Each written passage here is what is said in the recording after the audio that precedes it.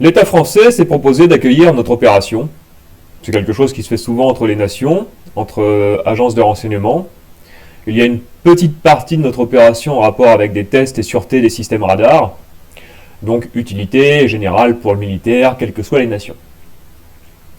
Pourtant, notre opération a un certain nombre de parties, d'aspects, et on a certains aspects qui ont des difficultés, obstacles, qui sont lancés dessus, tels des poignards dans le dos même.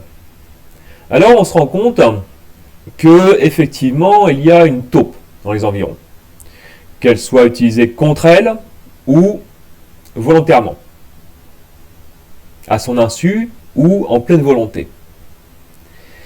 Mais il apparaît que lorsque est essayé d'être averti la France par rapport à des méfaisances de cette personne, il y a un aveuglement volontaire.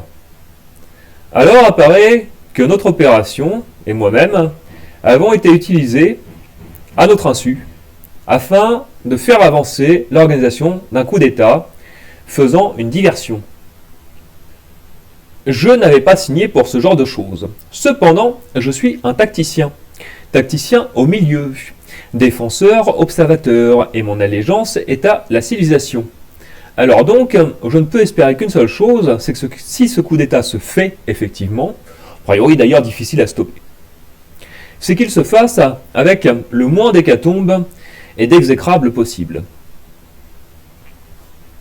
Après investigation et enquête, qui ne se feront pas sur le terrain français, sera trouvé que certains ont voulu utiliser une antibombe en bombe, la faire passer pour une bombe, de façon à foutre en l'air encore plus la gestion de l'État, montrant son ingérence et donc faisant avancer encore plus facilement coup d'État, de par l'ingérence factuelle.